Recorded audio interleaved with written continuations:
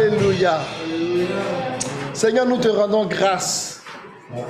Et nos mots sont faibles pour exprimer ton amour envers nous, ton amour envers les familles de la terre en Christ. Père, nous te bénissons. Alors que nous sommes rassemblés ce matin ici, en ce lieu et virtuellement, oh, que ton esprit nous envoie la pluie. Oh, la pluie de tes grâces. Amen. Oh, Seigneur, pour venir ensemencer nos cœurs. Seigneur, tu envoies la pluie de ta parole et la pluie de l'esprit. Et tu observes la sémence en train de faire, Seigneur, son parcours. Alléluia. Alléluia. Et tu appelles à l'existence ce que nos yeux ne voient point. Mais parce que tu es Dieu, parce que tu connais le début et tu connais la fin, tu te réjouis de cette moisson. Amen. Seigneur, nous te bénissons pour ce temps que tu nous donnes. Nous te bénissons pour cette communion. Oh, notre Dieu, viens encore nous faire du bien ce matin. Tu as commencé à nous faire du bien, notre Dieu, dans la louange, dans l'adoration, dans l'exhortation, dans les encouragements. Et tu continues de le faire, Seigneur. Tu le fais au milieu des grands, Seigneur. Tu le fais au milieu des jeunes. Tu le fais au milieu des plus petits. Chacun reçoit sa part. Chacun reçoit sa portion. Et chacun se réjouit de ce que tu lui donnes à manger. Seigneur, nous te disons merci. Merci, Seigneur. Conduis le reste du temps par ton esprit. Toi qui donnes la vie, toi qui donnes la justice, toi qui donnes la paix, toi qui produis la joie, nous nous inclinons devant toi. Et nous te disons merci pour ton œuvre. Que la gloire te revienne. Au nom puissant de Jésus. Amen. Amen. Alléluia. Amen. Amen. Amen. Que le nom du Seigneur soit béni. Amen. Je bénis le Seigneur pour la direction, la louange, la prière. Vraiment, ça m'a fait beaucoup de bien. Je bénis encore le Seigneur pour le temps d'exhortation que le frère Jean-Philippe a donné. Amen. Et je pense que c'est le Seigneur qui est à l'œuvre, qui m'a même dévancé. Pour ne pas dire c'est lui qui commence, c'est lui qui a commencé, et puis c'est lui qui va achever. Amen. Amen. Amen. Je salue tout le monde, puis je suis particulièrement content de voir mon frère Raoul. Je crois que c'est la première fois qu'il communie avec nous. Que cette moisson-là soit abondante. Amen. Ce matin, je voulais aller dans la suite de ce que le Seigneur a commencé à nous donner depuis la semaine dernière avec le frère Hope. Il nous a parlé de la moisson. Et on a eu pour habitude de reprendre ces enseignements parce qu'il y a tellement de choses.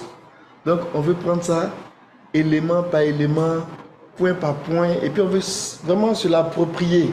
Amen. Et ce matin, on va prendre un bout de ce qu'on a commencé à manger. Mais le fardeau que j'ai eu sur le cœur, c'est de dire, mais Seigneur, comment j'arrive à attacher tout ça et à le présenter de manière à ce que, même si on ne connaît pas tous les détails, on sait où on se situe. Amen.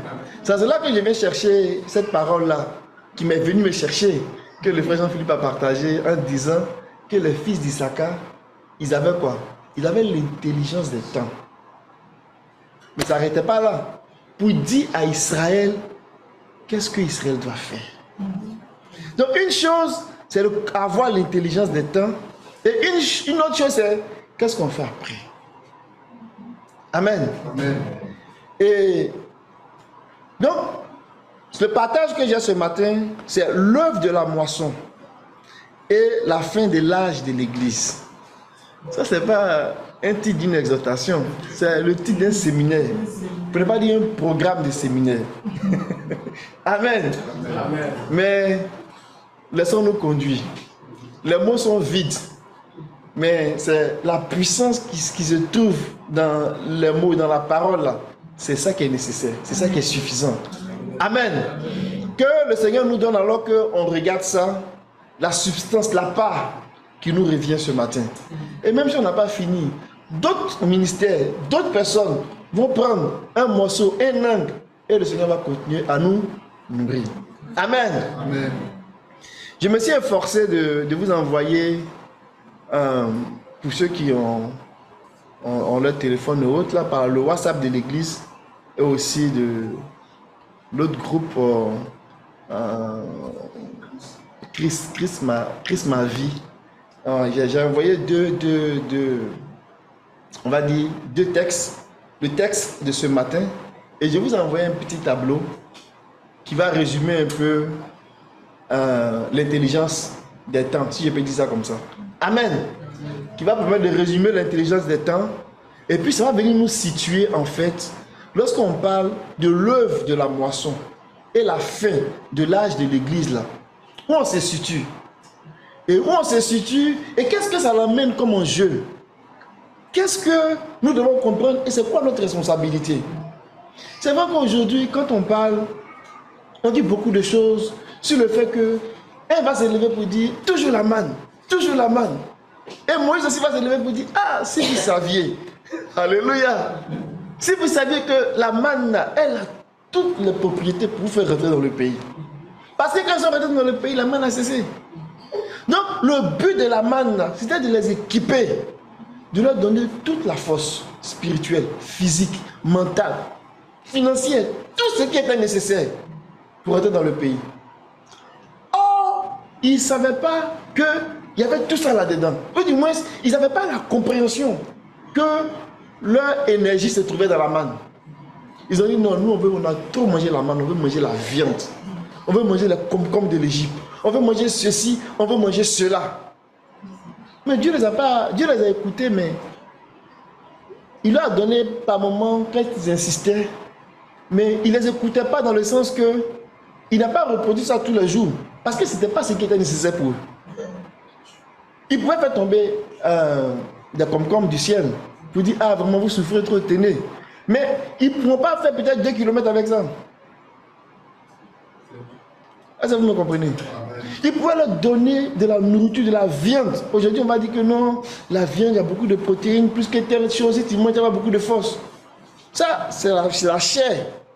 Mais le combat dans lequel ils étaient engagés, là, ça prenait une nourriture spirituelle, une nourriture spéciale.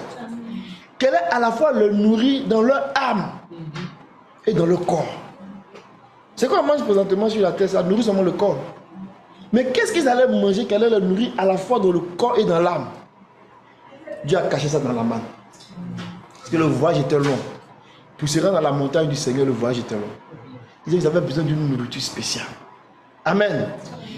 Mais ils n'ont pas compris cela, ils ont dit toujours la manne, toujours la manne.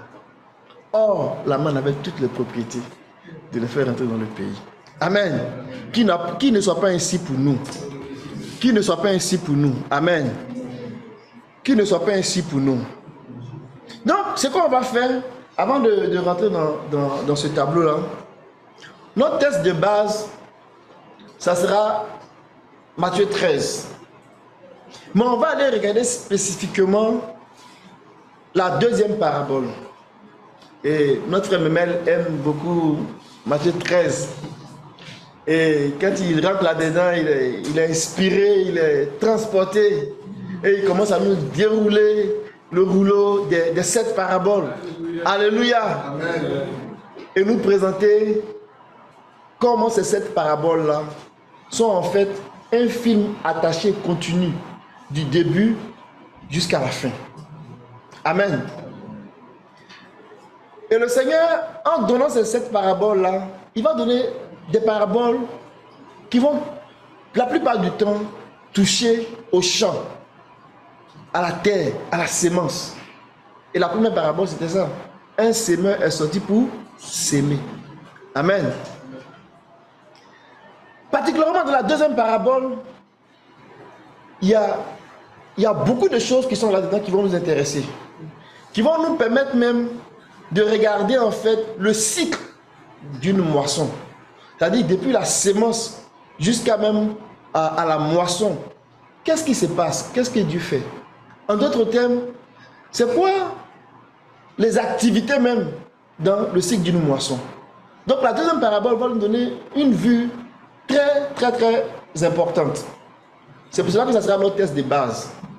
Donc, on va y revenir, mais on ne peut pas regarder tous les éléments en détail.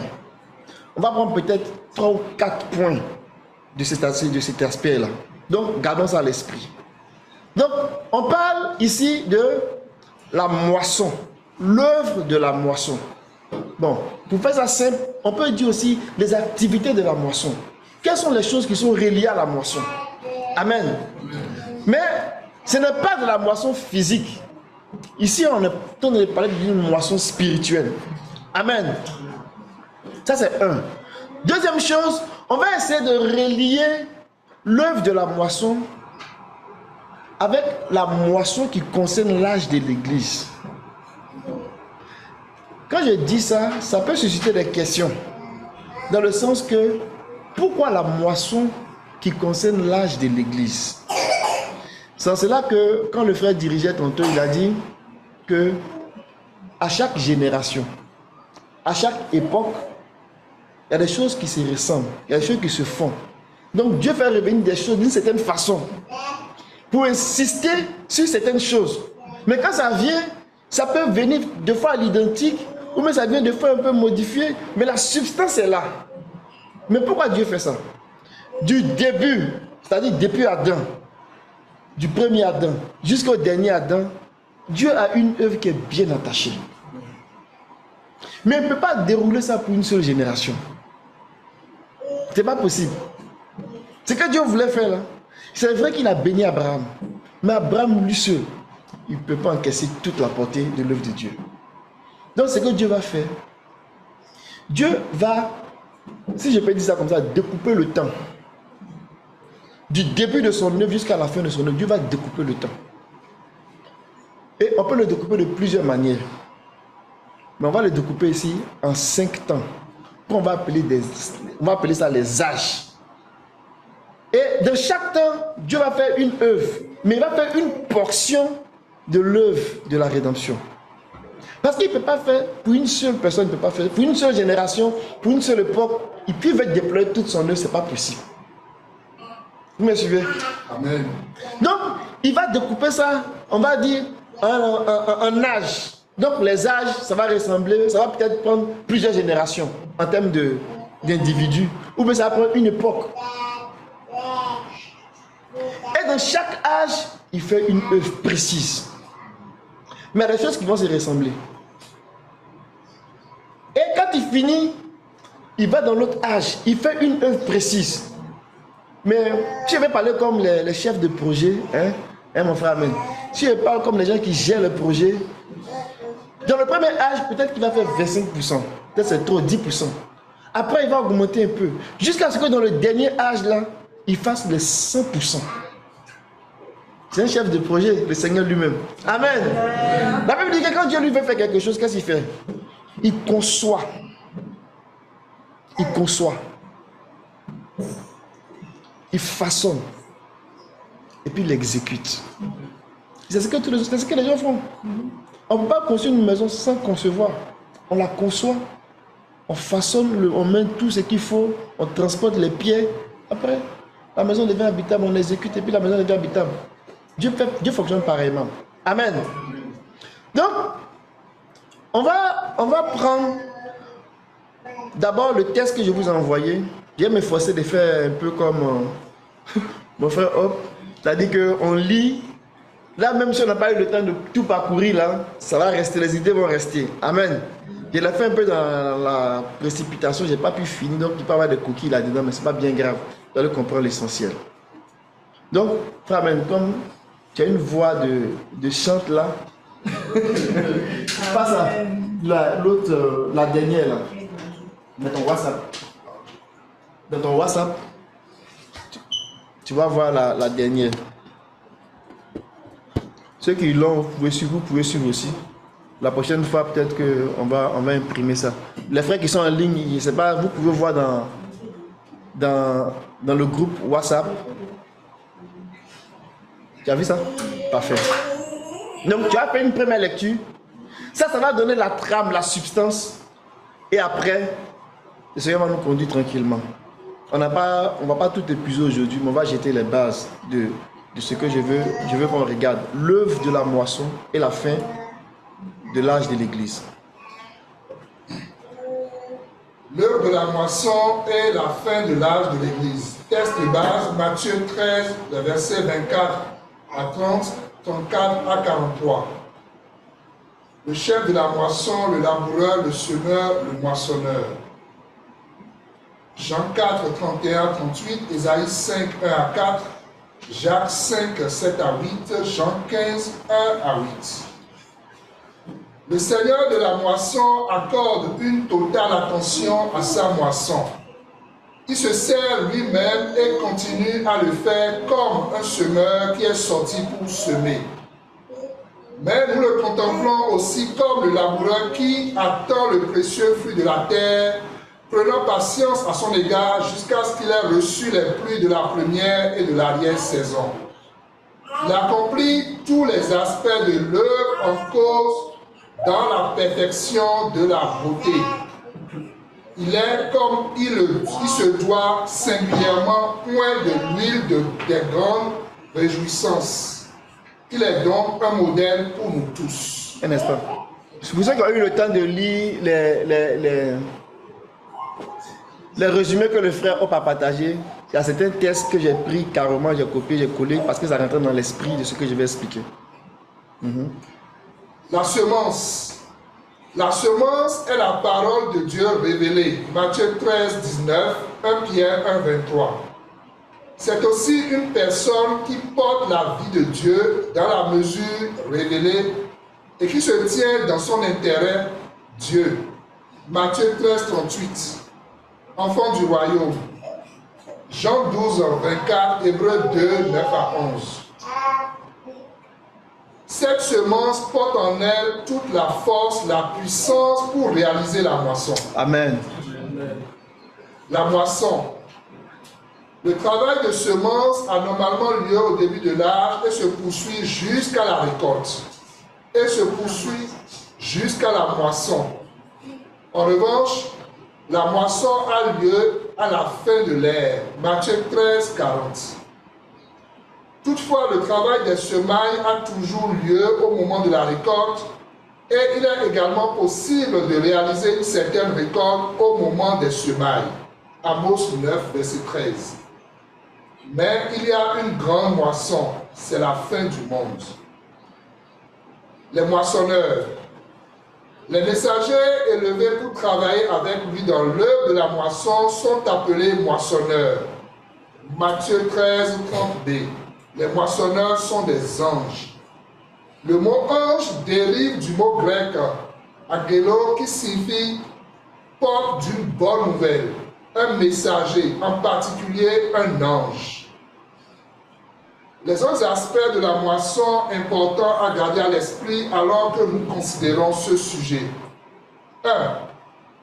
Le travail des semailles et celui de la moisson sont associés à l'octroi de pluie. Il y a deux pluies obligatoires. La pluie des semailles précoces et la pluie de la moisson tardive. Deutéronome 11, 14, Jérémie 5, 24, Ésaïe 55, 10, Amos 4, 7, Jacques 5, verset 7. Les pluies fournissent les semences à semer. Elles sont essentielles au travail. Au travail, c'est pour l'autre, c'est une coquille. À la croissance des cultures vivrières pour se nourrir et des arbres fruitiers ainsi qu'à la maturation des produits. 2. L'heure de la moisson des produits agricoles en leur saison respective est quelque chose de familier. D'un point de vue spirituel, l'œuvre de la moisson est une étape importante dans la réalisation de la mission de Dieu. Genèse 1, verset 26. 3. Les fêtes sont le moteur des processus qui cristallisent pleinement l'émergence de l'homme collectif à la pleine image de Dieu et selon sa ressemblance immortelle. 4. Les récoltes mènent aux fêtes. Mais les fêtes permettent le travail des moissonneurs qui doivent grandir jusqu'à la plénitude de l'âge du Christ. Amen. Amen. Amen. Amen. Ça couvre une partie en fait de ce qu'on va considérer quand on va parler de la moisson et la fin de l'âge de l'Église. Donc, ce qu'on a mis ici, on a pris quelques éléments qu'on avait déjà vu la semaine passée, mais je vais prendre une tangente qui va mettre en place un certain nombre d'éléments pour qu'on puisse se retrouver, se repérer dans cette œuvre-là de la moisson. Amen. Donc, avant de revenir dans notre texte de base de Matthieu 13, où il y a une parabole qui nous parle de la moisson. Depuis la sémence, on va dire ça comme ça, depuis les semailles jusqu'à la moisson, qu'est-ce que Dieu a fait dans le cadre de l'Église? Ça donne beaucoup d'informations. Avant de rentrer là-dedans et considérer quelques points, je vais d'abord vous amener à considérer l'œuvre de la moisson qui s'est faite dans les autres âges. Amen. Amen. On a déjà parlé de ça, plus ou moins on a survolé ça dans les temps de prière, tout ça. Et puis il y a des livres qui ont été comme publiés là-dessus. Mais ce n'est pas toujours facile de suivre le rythme. Mais le Seigneur va nous faire grâce. Amen. Amen. Amen. Et il va nous donner ça dans une mesure qui est telle que même celui qui a l'école primaire, il va comprendre ça. Amen. Amen. Ce ne sont pas des choses difficiles. Ce ne sont pas des choses difficiles. Ce sont des choses vraiment simples. Mais si nous sommes comme des Issachar, des étudiants sérieux, studieux, les choses vont venir à nous. Amen. Regardons maintenant le tableau.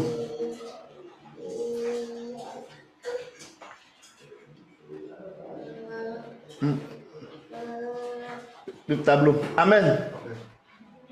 Le tableau que vous voyez là, je ne sais pas si vous tous vous voyez ou bien si ceux qui sont en ligne sont capables de voir. Mais ici, je vous ai dit que le Seigneur a découpé le temps en plusieurs âges. Amen. Amen. Donc si on prend le début, c'est-à-dire depuis Adam, jusqu'à aujourd'hui, et même après, on peut retrouver ça ici. Peut-être essayer de zoomer pour qu'apparaisse la... Enfin, zoomer, dézoomer. Voilà. Ok. Amen. On peut remonter. J'ai appelé ça le tableau des âges. Remonte encore jusqu'à ce qu'on voit le... Si c'est possible. Voilà. Descends un peu. Là, un exercice difficile. Hein. Tu peux descendre dans la limite de âge ici, là, pour qu'on puisse voir la dernière ligne de...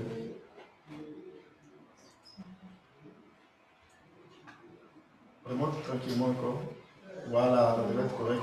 Ok, merci beaucoup. Amen. Pour ceux qui sont en ligne, je ne sais pas comment ils peuvent suivre. Tu as envoyé? Ok, parfait.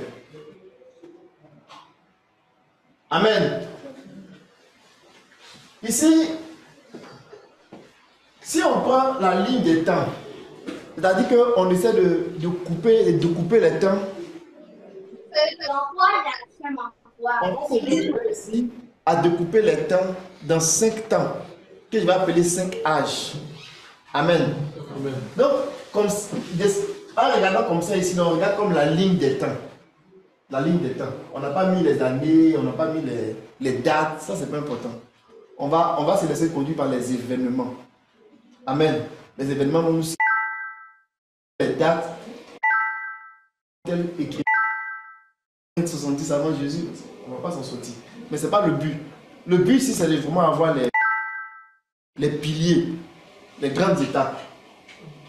Donc, si on regarde tous les âges, on peut prendre 3 éléments qu'on va suivre. C'est-à-dire que 3 choses qu'on peut reconnaître à chaque fois. C'est ce que j'ai mis ici. La période. Donc, dans chaque âge, on peut associer une période. Ça a commencé quand ça fait.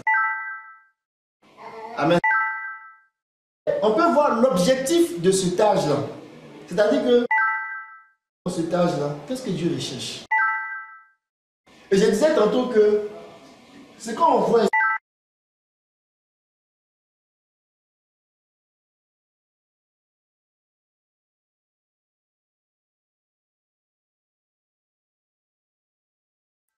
c'est ça que le Seigneur va accomplir. Mais il ne peut pas faire ça en un seul coup. il va y aller progressivement. Et dans chaque âge, il va faire avancer ça. Amen. Et donc, ça donne l'objectif ici, mais il n'y a qu'un seul objectif en fait. Mais décliné en chaque objectif spécifique en fonction de l'âge. Et la dernière chose ici qu'on va regarder, c'est la période de transition.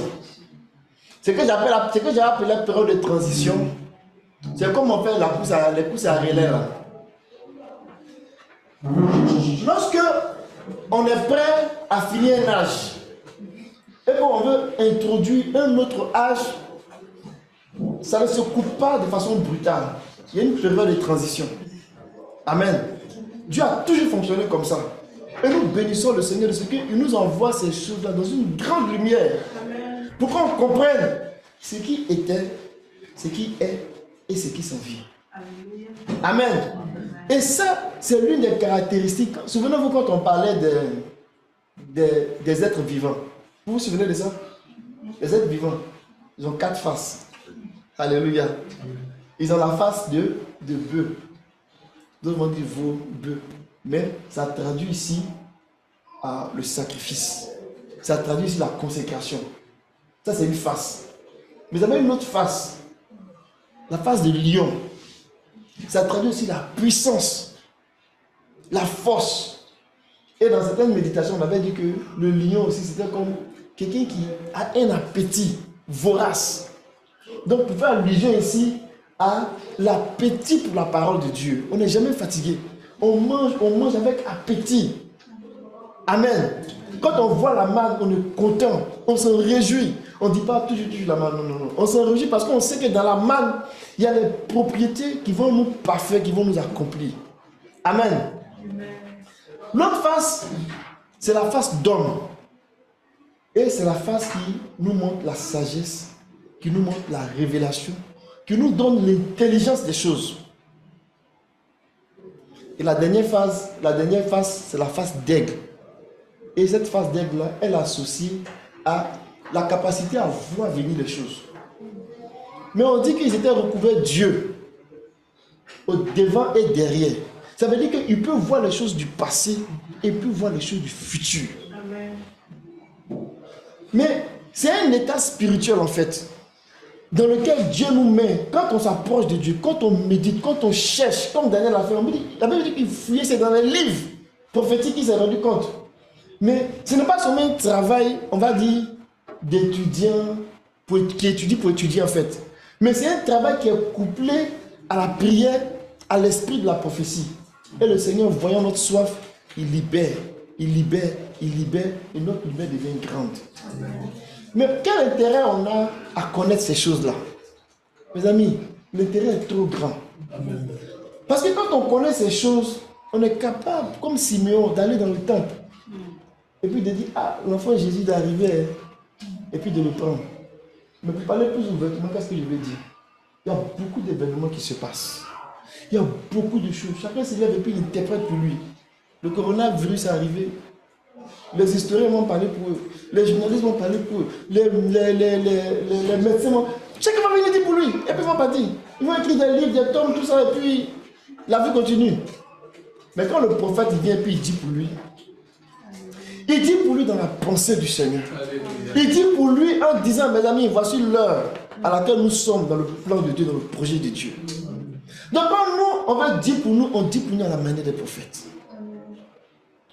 Amen. Amen. On ne parle pas parce que c'est à la mode. Mais on parle parce que Dieu est en train de faire quelque chose. Donc c'est vraiment important qu'on sache ces choses-là. Et les Écritures disent que les Écritures ont été écrites. Amen. Alléluia. Amen. Pour faire quoi? Pour nous donner de l'instruction.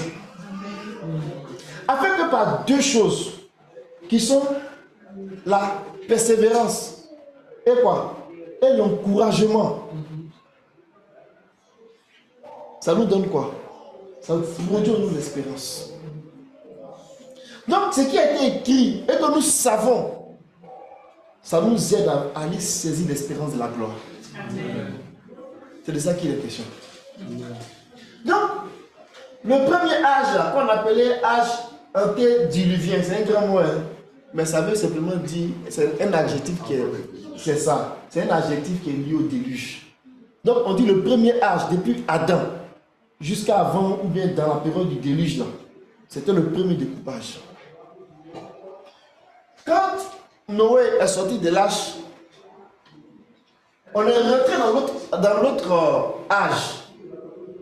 Mais c'est l'âge des patriarches. Mais regardez dans le premier âge là, qu'est-ce que Dieu faisait? J'ai suivi un TikTok. Bon, c'est quelqu'un qui avait envoyé ça. Sinon, ils sont pas là. Ils m'ont dit, ah, toi si tu regardes TikTok, pourquoi tu me dis qu'il ne faut pas regarder TikTok? C'est quelqu'un qui m'a envoyé ça sur le WhatsApp. Et quand j'ai vu, j'étais vraiment content. Je ne sais pas si je vais me souvenir quoi exactement, mais voici l'idée. Il a pris de Genèse, de Adam jusqu'à Noé. Ça faisait comme 10. Et il a pris l'explication de chaque nom. Je ne sais pas si c'est quelques-uns ont vu ça. Et en mettant de bout en bout tous ces noms-là, ça annonçait que le Seigneur allait venir pour mourir pour nous, pour venir sauver notre condition. C'est vraiment beau. Mais qui peut faire ça? Ils ne sont pas de la même époque. Ils donnent des noms à leurs enfants. Mais c'est lui qui a la main qui contrôle là. Quand il les regarde, c'est comme s'il écrivait de sa propre main ce qui est en train de se passer. Amen. Pour dire quoi? Pour dire que dans ce premier âge là, le Seigneur il voulait susciter une lignée pieuse par laquelle viendrait la sémence. Amen. Donc, quand on arrive dans Genèse 12, on ne parle pas d'Abraham. Mais avant qu'Abraham ne vienne là, Dieu faisait déjà un travail avant Abraham. Donc, Dieu suivait une lignée de personnes. Il voulait faire alliance avec un peuple, quelqu'un qui allait vraiment comprendre son projet, et puis il est devenu partenaire avec cette personne-là. Quand Dieu a trouvé la lignée, il a commencé à être plus attentif. Amen. Et la période de transition, c'est quand Noé a commencé son ministère. Jusqu'à ce que le déluge arrive et qu'il sorte de l'arche. C'était une période de transition. L'ancien monde pour passer au nouveau monde par rapport au monde de Noé. Amen. C'est très important. Dans la transition là, il y a toujours les gens qui sont à la fin d'un âge. Suivez-moi très bien. Il y a toujours des gens qui sont à la fin d'un âge et qui vont commencer l'âge à venir. Ce que ça veut dire, ça veut dire que dans chaque âge, Dieu moissonne. Amen. Dieu moissonne. Mais ce que Dieu a moissonné dans un âge donné, ils vont devenir la sémence de l'âge suivant. Donc quand on parle de moisson, il faut que nos yeux s'ouvrent. Pour comprendre ce qui se passe. Amen. En d'autres termes, si je le ramène à l'église aujourd'hui, ça veut dire que quand Dieu va moissonner à la fin de l'âge de l'église, c'est pour les utiliser comme la sémence de l'âge à venir. Est-ce que nous voulons être moissonnés? Amen. Alléluia. Que le nom du Seigneur soit béni. Ici, on est dans le premier âge. Dans le deuxième âge, le fils de Noé sème jusqu'à Israël. Israël va jusqu'aux 12 tribus. Après, qu'est-ce qu'il fait? L'objectif que Dieu recherchait, c'était, dans le premier âge, il cherchait quoi? Il cherchait une lignée d'hommes, d'individus. Mais quand on rentre dans le deuxième âge, c'est que Dieu cherche, ce n'est plus une lignée d'hommes seulement. Il cherche quoi? Il cherche une nation. Il cherche un peuple. Alléluia. Donc, son objectif là, peut-être qu'on était à peut-être 15%. Il élève un peu. Il cherche une nation. Et qu'est-ce qu'il va faire? Il va commencer à promettre. À partir de la lignée, il va faire la promesse. Il a dit à Abraham, tu seras une grande nation. Alléluia. Il commençait son travail. Et on a vu ce qui s'est passé. La période de transition pour mettre fin à cet âge-là, c'était depuis la délivrance en Israël, comment dirais-je, de l'Égypte, jusqu'à ce qu'ils rentrent dans le pays, dans la transition, on va voir un peu les juges, tout ça. Mais le but là, on devait rentrer dans le troisième âge ici. Pourquoi? Parce que dans le troisième âge, c'était plus seulement une nation, mais c'était un royaume que Dieu voulait instaurer.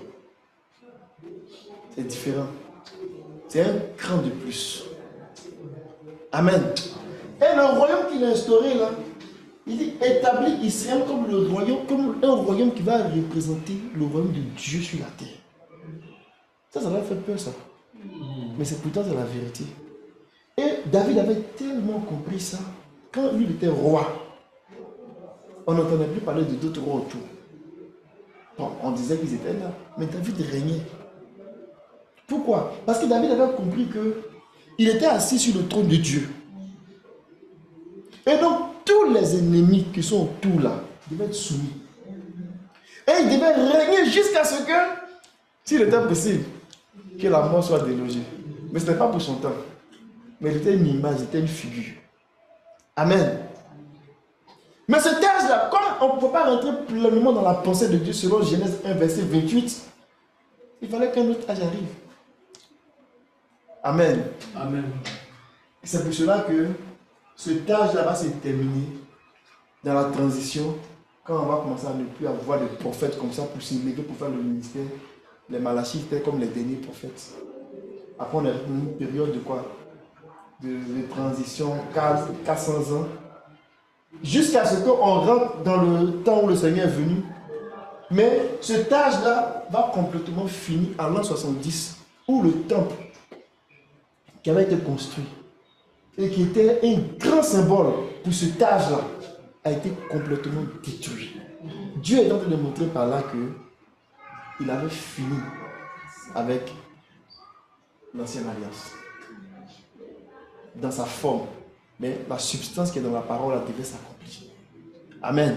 Amen. Et donc là, on vient rentrer dans l'âge qui nous concerne.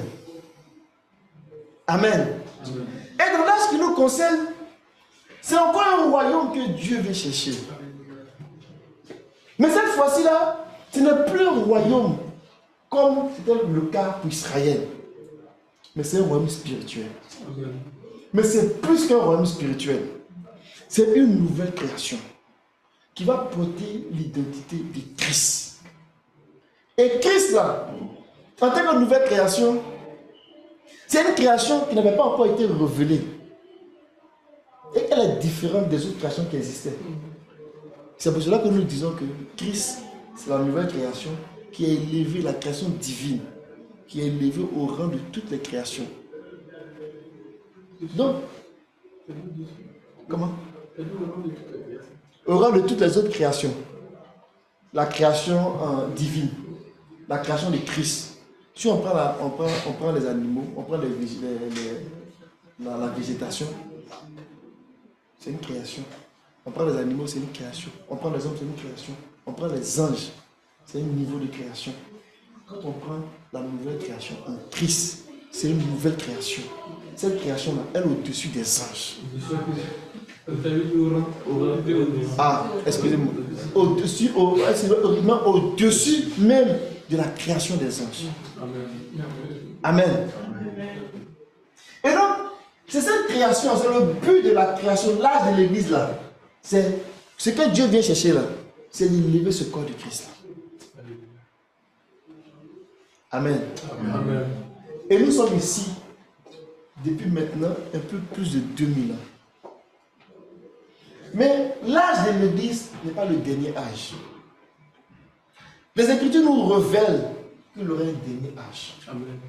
Mais c'est quoi le but du dernier âge? Dieu va accomplir son œuvre. Parce que quand l'homme a péché, il a promis qu'il va restaurer, il va réconcilier. Mais quand il fait sortir l'église, il ne vient pas pour dire c'est fini et puis il condamne tout le monde entier. Non. Quand Dieu fait sortir l'église, Dieu va se servir de l'église pour retourner vers tous les hommes. Alléluia. Amen. Pour retourner vers tous les hommes. C'est très très important ça. Pour retourner vers tous les hommes. C'est pour cela que quand on dit, de même que tous sont morts là-dedans, tous vont revivre en Christ, mais chacun en son rang. C'est là que Dieu va travailler. Pour que tous ceux qui sont morts là-dedans, ils aient la possibilité de revivre en Christ. Ceux qui vont se retrouver après l'âge qui est ici, l'âge des âges, parce que c'est l'âge où Dieu va accomplir l'œuvre de la rédemption. Il va mettre fin à l'œuvre de la rédemption. Quand tu commences un travail, il faut que ça finisse un jour. Donc, le travail de rédemption, de sauver l'homme, et puis de le parfaire, de l'amener à son image et à sa ressemblance, ça va s'arrêter un jour. Ça ne va pas continuer éternellement. Quand Dieu va finir de faire ça, les hommes qui ont refusé de rentrer là-dedans, et même on va dire comme ça, les créatures que Dieu a faites, et qui ont régné, qui ont brillé par leur rébellion, et qui se sont toujours opposés à Dieu, tous ceux-là, Dieu va les éliminer du monde. Et c'est dans l'âge des âges qu'il va faire ce travail. Mais avec l'Église, il l'aura parfait ici. Amen. Amen. Donc lorsque nous parlons de la moisson, il y a eu une moisson dans chacun de ces âges. Mais il y a eu aussi sémence dans chacun de ces âges. Et c'est quoi l'intérêt de ça pour nous aujourd'hui, pour l'Église? C'est de comprendre que Dieu est en train de moissonner en fait. Ici, le corps de Christ. Amen. Amen. Dieu est en train de moissonner le corps de Christ. Donc, on garde ça à l'esprit et puis on rentre maintenant dans les différents messages et puis on essaie de s'accrocher. Mais où est-ce qu'on va? Ce n'est pas la prochaine étape. Parce que Dieu nous conduit d'étape en étape. Amen. Amen. Donc, si on revient, on va aller regarder, pendant qu'on garde ça à l'esprit, frère, amen, on va prendre le dernier qu'on n'a pas lu là, les annexes, voilà, ici. Ça a venu comme résumer certains grands points par rapport au tableau. Tu peux afficher le tableau, moi je vais le lire pour moi ici. Amen, ça fait beaucoup de lecture, hein, mais vous me suivez, non? Amen. Ok. Donc, le premier point ici, le Seigneur apporte la pleine réalisation de son dessein pour un âge donné. Donc, il ne se laisse pas distraire. Le Seigneur, pour un âge donné là, il travaille pour que l'objectif qui est fixé pour cet âge-là soit atteint. Il a dit quelque chose, peut-être ça va vous scandaliser, mais ce n'est pas le but. Dans l'âge dans lequel on est ici, là, ce qui intéresse Dieu, ce n'est pas tout le monde. Ça vous choque? Ça vous choque pas? Ce n'est pas sauver tous les hommes qui l'intéressent. Mais il veut sauver tous les hommes. Mais l'âge dans lequel on est là, c'est pour faire sortir l'église. Et puis il va utiliser l'église après pour aller sauver tous les hommes. Mais c'est un privilège en tant qu'homme de rentrer dans cet âge-là. Pour ne pas dire dans le projet de Dieu. Que Dieu nous aide. Amen. Dieu veut sauver tous les hommes. Quelqu'un va me dire, ah, c'est peut-être que toi tu n'évangélises pas. Non, nous évangélisons. Et il faut évangéliser. Mais Dieu travaille. C'est un peu comme quand on est ici, là. Dans l'Ancien Testament. Il y avait beaucoup de royaumes sur la terre. Mais Dieu ne s'occupait pas d'eux. Dieu s'occupait d'Israël. C'est quand Israël a commencé à déconner. Et puis Dieu est parti vers les nations. Pourquoi? Pour préparer la route pour l'âge de l'Église. Donc il faut comprendre ce que Dieu fait en fait. Il ne s'agit pas de courir dans tous les sens.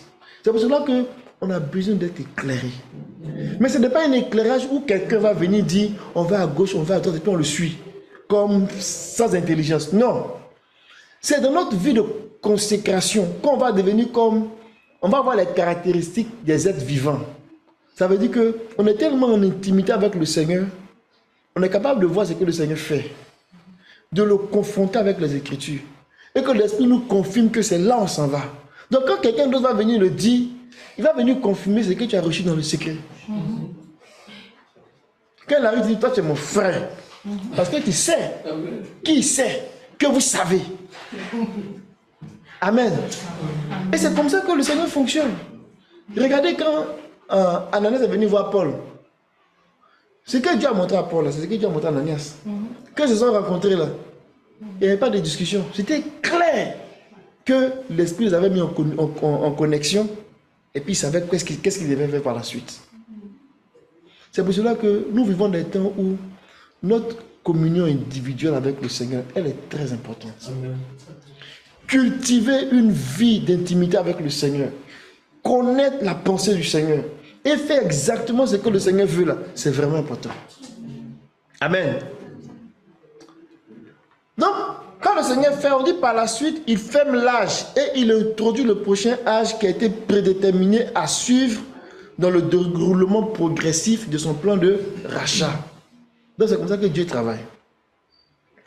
Et à chaque âge, il y a une sémence. Et s'il y a sémence, c'est ça qui s'attend à moisson. Amen. Amen. À chaque âge, il y a une sémence. Et quand il y a une sémence, il y a une moisson. Ce que je disais tantôt, c'est que la lignée que Dieu va prendre ici, elle va devenir la sémence de cet âge-là. Pour que Dieu aille à la fin quoi? Moissonner ici. Moissonner ici, on va dire, le peuple, la nation. Dieu va faire pareil ici. Quand il va prendre cette nation, il va vouloir moissonner à la fin, chercher le royaume, et ainsi de suite. Donc, à chaque sémence, à chaque âge, il a une sémence. On va voir tantôt que la sémence là, ce sont des hommes aussi. Amen. La sémence, c'est la parole de Dieu, mais c'est la parole de Dieu qui devient aussi des hommes. Amen. On va le lire, c'est écrit. Amen. Donc, il y a une sémence et à la fin, il y a une moisson. Une sémence, une moisson. Une sémence, une moisson. Une sémence, une moisson. D'âge en âge, jusqu'à ce que, au temps de l'église ici, la moisson que Dieu va faire, c'est la moisson qui va réjouir son cœur. Parce que ça va atteindre le caractère que Dieu recherche, l'image et selon sa ressemblance. Amen. Amen. C'est pour cela que nous ne devons pas, la plus grande de toutes les moissons ici, ce n'est pas la moisson qui a lieu ici. La moisson qui a lieu ici, là, elle est inférieure à la moisson qui a lieu ici. Parce que c'est ceux qui sont ici, c'est Christ qui est ici qui va parfaire ceux qui sont ici. Qui vont venir moissonner ceux qui sont ici. Donc ici, là, c'est le plus grand enjeu. Ceux qui sont moissonnés ici, à l'âge de l'église, ils ont eu le gros lot, si je peux dire ça comme ça. Dieu a réservé pour l'âge de l'église, là, le gros lot. C'est pour cela que ici, l'âge de l'église est spécial. L'âge de l'église est encadré par la première venue du Seigneur et par la seconde venue du Seigneur. C'est un âge qui est spécial, où Dieu lui-même s'est envoyé. Il est venu pour sauver, il est venu pour pardonner nos péchés, et après il vient pour nous sauver, pour nous affranchir complètement. Ce n'est pas seulement pardonner nos péchés, mais transformer notre corps. Alléluia. L'âge de l'église, c'est le plus glorieux des âges. Amen. Amen. Amen. Amen. La vie divine que Dieu veut donner, c'est la nature divine que Dieu donne. Mais cette nature divine que Dieu nous donne par l'évangile que nous recevons là, et qui est en nous, cette nature-là, quand elle atteint un certain niveau de maturité, ce corps-là ne peut plus la supporter. Le corps qu'on a de terre ne peut plus supporter la nature divine que nous avons. C'est pour cela qu'elle va ressusciter. Mais quand elle va ressusciter, elle n'a pas besoin de tomber dans la tombe pour ressusciter. Mais comme il y a une question de temps là-dedans, tous ne vont pas vivre jusqu'à la fin. Mais ceux qui sont tombés, mais dans lesquels se trouve cette nature divine, elle va se révéler. Amen. Amen. Amen. Elle va se révéler. Mais ceux qui ne sont pas tombés et qui sont encore vivants, Et que leur nature divine a atteint un certain niveau où le corps ne peut plus supporter, il n'a pas le choix que d'être changé. Amen. Pourquoi? Parce qu'il faut que comment on appelle ça? La vie divine s'exprime. Comment la vie s'exprime? La vie s'exprime à travers le corps. Donc l'esprit dans un corps qui exprime la vie. Donc Dieu ne va pas rester là toujours dire je suis en vous, je suis en vous, et puis on ne le voit pas. Il va s'exprimer à travers un corps, mais pas n'importe quel corps. Amen. Mais cette beauté, ce grand cadeau-là, Dieu a réservé ça pour l'église. Alléluia. Amen. Amen. C'est un grand âge. C'est un grand âge. Donc, la moisson, la fin d'une époque et le travail de récolte qui l'accompagne est généralement accompagné d'un jugement. Ce que j'appelais transition ici, là, vous allez voir qu'en réalité, il y a des jugements dans chacune des périodes de transition. Au temps de Noé, il y a eu un jugement. Il y a des jugements de chacune des transitions. Des jugements terribles pour faire sortir, on va dire, le produit de la semence. Il y a des jugements. Au temps de l'Égypte, on a vu comment Dieu a jugé l'Égypte pour faire sortir Israël. On a vu comment Dieu a jugé même Israël dans la chair quand ils ont refusé d'entendre l'évangile. Le Seigneur a laissé, il a donné quand même du temps, il a donné du temps, il a donné du temps. Alors en 70, le jugement était tellement terrible qu'ils ont disparu de la carte. Et je discutais avec un collègue. On avait un colloque international et puis c'est quelqu'un qui est de la Jordanie. Puis je faisais comme si, bon, comme si je ne connaissais pas trop les problèmes d'Israël avec ses pays voisins et tout ça. Puis je voulais entendre sa version. Puis il m'expliquait un peu les affaires, tout ça. Il dit, ben vraiment, on leur a donné une terre, ils ont tout pris autour de nous. Vraiment, c'est difficile avec eux. Et puis je lui ai dit, mais comment se fait-il que eux, ils réclament cette terre-là? Ça vient d'où? Il dit, ah non, non, non, quand on leur demande ça, ils racontent que c'est l'ancêtre, après l'ancêtre de l'ancêtre. Il dit, mais c'est là. Israël vient pour dire que non, ça là, on a quitté l'Égypte, Dieu a dit c'est pour nous. C'est à cause de quelque chose qu'on nous a chassés en l'an 70. On a été dispersés partout.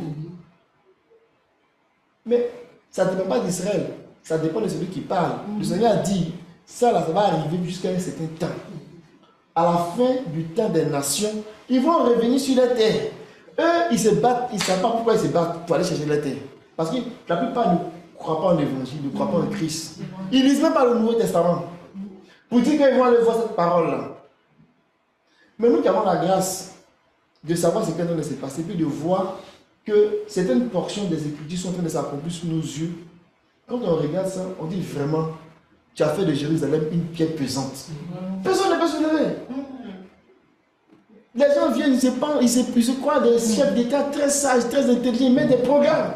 Ils font des alliances. Ils disent, moi si je viens au pouvoir, cette affaire d'Israël là, en 2-3 jours, j'ai réglé ça. C'est plaisanter.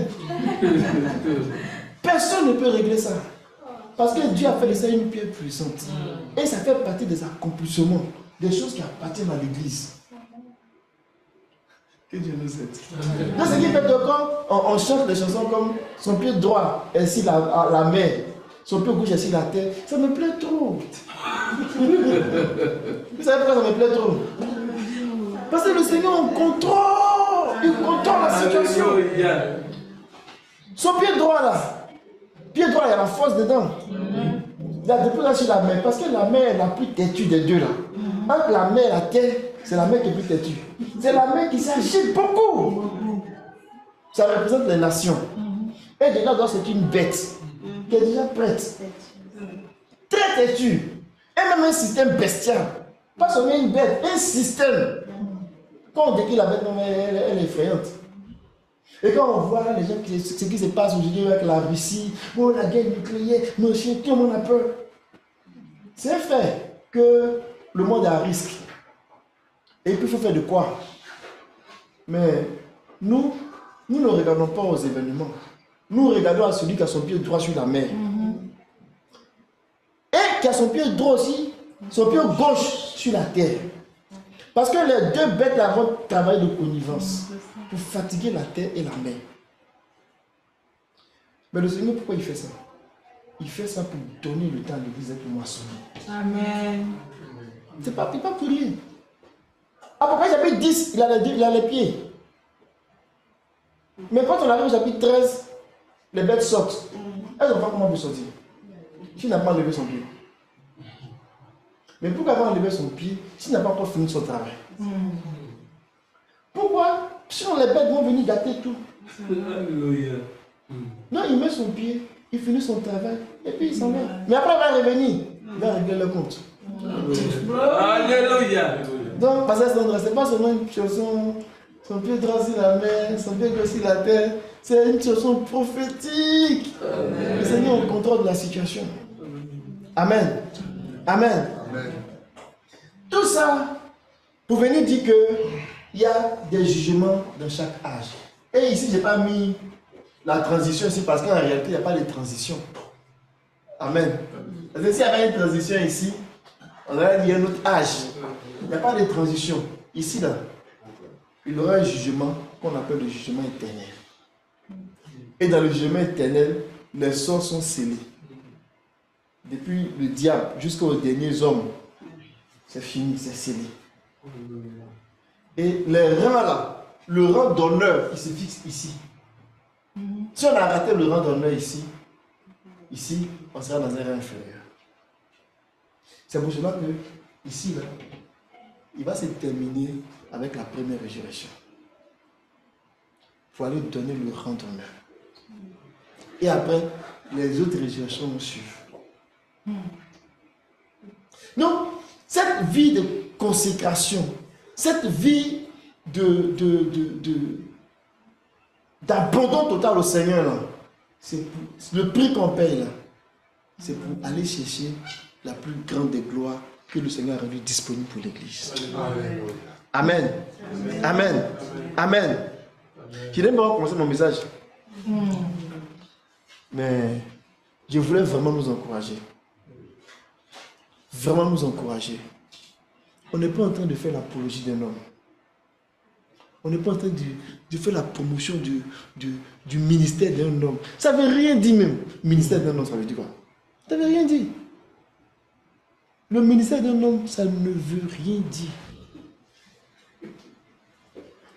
Amen. Amen. Le ministère d'un homme, ça ne veut rien dire. Pourquoi ça ne veut rien dire? Parce que le Seigneur, il est le Seigneur des ministères. Et il donne les ministères à l'Église pour parfaire l'Église. Il remplit l'Église des dons de ministère. Amen. Amen. Des dons de l'Esprit, des fruits de l'Esprit. Et il y a de l'abondance de manifestations dans sa maison. Amen. Pour faire quoi? Pour que l'Église soit, on va dire, moissonnée. Pour que l'Église arrive à l'élévation que le Seigneur a prévue dans son plan de rédemption. Et donc, un homme ne peut pas s'élever là pour dire, moi, il fait mon ministère des rachetés du Très-Haut. Et puis, il parle quelque chose. Ça ne veut rien dire. Parce que les ministères ont été donnés pour le corps. Pour que le corps soit moissonné. Donc, comprenons ce qui se passe. Comprenons notre temps là. Qu'est-ce qui est en train de se passer dans notre temps? C'est vrai que ça, on dit moissonner à haut niveau. Mais quand on va dans les détails, qu'est-ce que Dieu est en train de faire exactement dans le monde? Qu'est-ce que Dieu fait exactement dans l'église de Québec? Où on est rendu dans ce processus-là? Et comment Dieu veut nous faire rentrer dans ce processus? C'est là notre prière. Rapidement, il y a 4 éléments que je vais souligner. Je vais les passer en vrac. Et je vais revenir là-dessus si le Seigneur me fait grâce. Amen. Amen. Je vais insister sur peut-être un des points. Quand on a regardé tantôt, on a parlé de la parabole qu'on a lue dans Matthieu. Enfin, on n'a pas lu la parabole. Il y a 4 points que je vais faire ressortir. Le premier point, c'est que il faut qu'on considère que dans ce travail de moisson-là, il y a un propriétaire. C'est le Seigneur. Il est le chef de la moisson. Ça veut dire qu'il supervise toutes les activités de la moisson. Même la semence qui doit dans ces là, il regarde si elle est de bonne qualité. Amen. Amen. C'est vrai que lui-même, là, c'est un semeur en chef. C'est un moissonneur en chef. C'est le laboureur en chef. Mais il a comme les petits laboureurs, les petits... Hein? Vous me comprenez, non? En fait, il a des anges. Lui-même, il est l'archange. Et puis, il a les anges avec lui. Et puis, il leur confie des missions dans cette moisson-là. Mais il examine tout. Tout ce qui n'est pas conforme à son plan, il enlève. Ça, c'est la première des choses qu'on doit garder à l'esprit. Le Seigneur a les yeux sur sa moisson. Même dans l'église de Québec, le Seigneur a les yeux sur nous, sur la moisson qu'il est en train de faire ici. Ce qui n'est pas conforme, Dieu va examiner. Et puis il va dire que ça, c'est pas conforme. Enlevez-moi ça. Il va appeler un moissonneur, il va dire, bon, enlève-moi ça. Ou même si il y a les moissonneurs même qui sont pressés, il va dire, non, attendez, c'est pas le moment. Amen. Il y a un chef de moisson. C'est le Seigneur. C'est pas un homme. Il y a un chef de moisson. Amen. Amen. La deuxième chose que je veux qu'on retienne, c'est que le chef de moisson là, que le Seigneur, il a la provision en fait. Et la plus grande provision qu'il a, c'est la sémence. On va lire quelques écritures. Prenons 1 Pierre.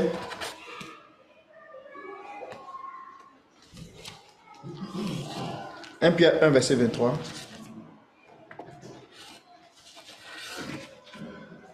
Puisque vous avez été régénérés, non pas par une semence corruptible, mais par une semence incorruptible, par la parole vivante et permanente de Dieu. Amen. Amen.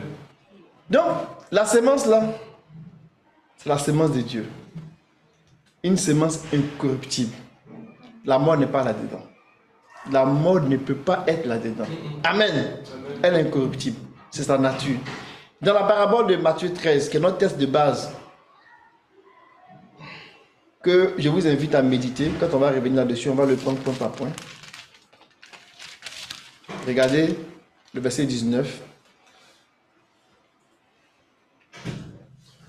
Lorsqu'un homme écoute la parole du royaume et ne la comprend pas, le malin vient et enlève ce qui a été semé dans son cœur.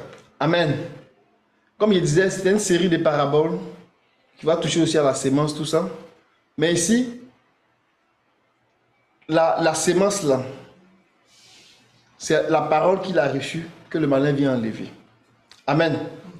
Mais quand on lit dans la parabole du semeur, le verset 25, tu peux verset 24, on dit, il a proposé une autre parabole. Le royaume des cieux est semblable à un homme qui a semé une bonne sémence dans son champ. Mais pendant que les gens dormaient, son ennemi vint s'aimer, livrait parmi le blé et s'en alla. Donc la sémence ici, là, c'est une sémence, c'est la parole de Dieu. C'est la parole incorruptible de Dieu qu'on a vu dans 1 Pierre. Amen.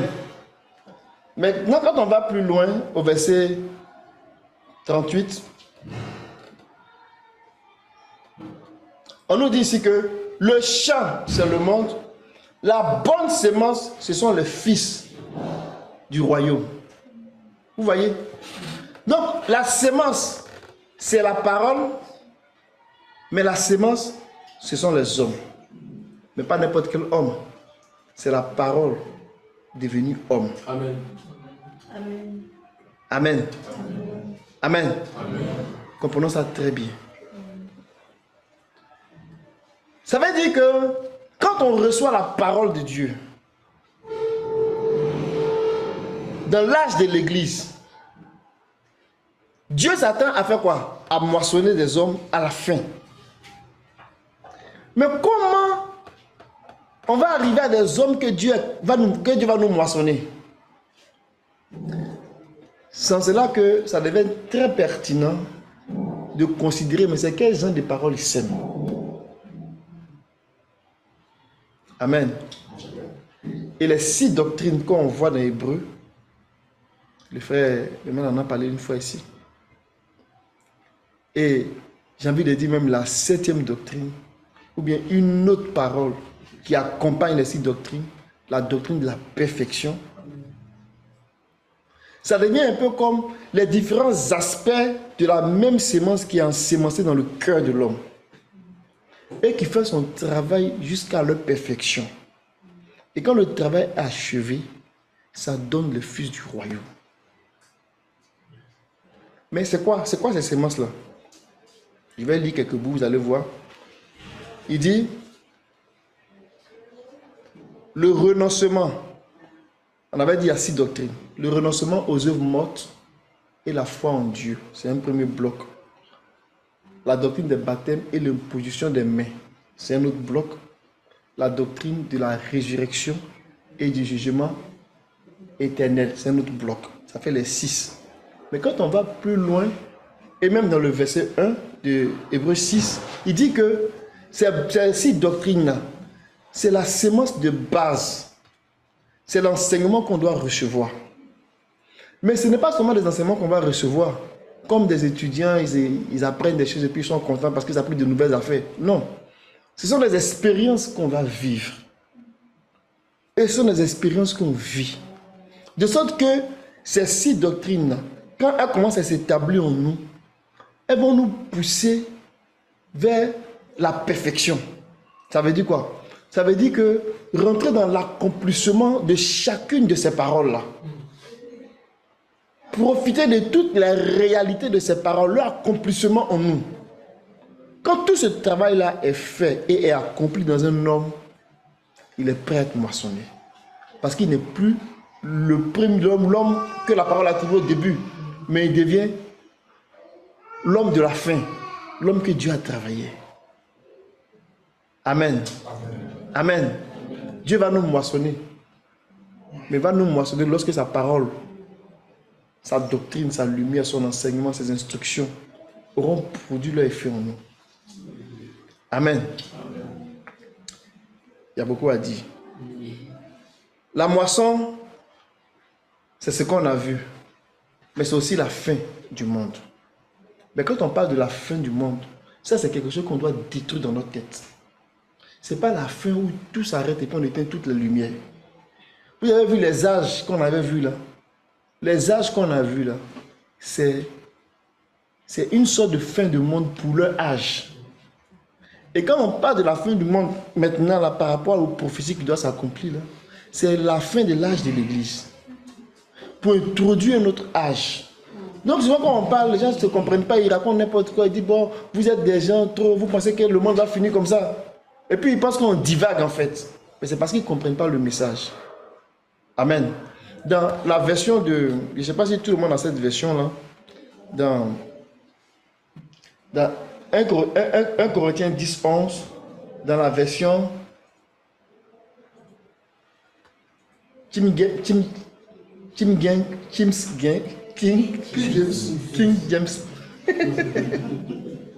Il vient de Galilée, la Galilée des gentils. King James, chapitre 1 Corinthiens 10, verset 11. Ça, il y a une version française. On dit, oh, toutes ces choses leur sont arrivées pour servir d'exemple et elles sont écrites pour notre abdomination. Je pensais qu'il y avait quelque chose qui était facile. Nous qui sont parvenus à, je ne sais pas comment, les fins. Je vais prendre l'autre version ici. Je pense que je n'ai pas pris la bonne version. Hein. Mais qui a trouvé peut lire ça. Je tenais à lire ça parce que vous allez voir que dans cette version-là, c'est amené différemment. 1 Corinthiens 10. 1 Corinthiens 10, verset 11. Or, toutes ces choses-là arrivèrent comme exemple, et elles sont écrites pour notre admonition. Nous, ceux qui les fins du monde sont arrivés. Amen. Nous, ceux qui les fins du monde sont arrivés. Donc, Dieu est en train de faire le travail. C'est comme s'il y avait plusieurs fins en fait. Mais ici, on fait référence à la fin des âges. Et nous qui sommes arrivés dans cette époque-là, c'est comme si Dieu est en train de conclure par notre âge en tant que tel. Parce que ici, si on se met dans l'âge de l'évangile, là, en réalité, ça couvre jusqu'au millénium. Mais il y a comme deux parties. Et le Seigneur va venir prendre d'abord l'église qui va faire le travail dans le reste du millénium. Donc, on est vraiment parvenu à la fin des âges, à la fin des mondes. Amen. Amen. Que vraiment Dieu nous aide à comprendre quand on parle de la moisson, de la fin du monde, là, de voir où est-ce qu'on est en train d'atterrir. Et le dernier élément sur lequel j'allais mettre l'accent, les moissonneurs. Dieu travaille avec des moissonneurs. Il ne fait pas ce travail-là seul. Et les moissonneurs, ce sont des anges. Mais les anges, ce ne sont pas les anges esprits. Ce ne sont pas les anges, genre esprits célestes là. Mais on parle ici des anges divins. Des anges qui sont des hommes. Mais qui travaillent dans l'œuvre de la nouvelle création. C'est avec eux que Dieu travaille. Pourquoi? Parce que l'évangile là, on a dit que ça vient faire quoi? Élever une nouvelle création. Qui est Christ. Qui est au-dessus du rang des anges. Amen. Et donc, si c'est au-dessus du rang des anges, ce n'est pas les anges qui vont venir enseigner qu'est-ce qu'on doit faire là-dedans. Parce que les choses qui appartiennent à la nouvelle création, là, il faut être de la nouvelle création pour comprendre ça. Mais les anges eux-mêmes ne sont pas là-dedans. Comment on fait pour comprendre? Et puis ils vont nous l'expliquer. C'est la raison pour laquelle ils ne sont pas dedans. Et quand on parle des moissonneurs, on parle des hommes qui ont fait l'expérience de l'évangile, de la nouvelle création. Parce qu'eux-mêmes, là, après, vont juger les anges. Que le Seigneur nous bénisse.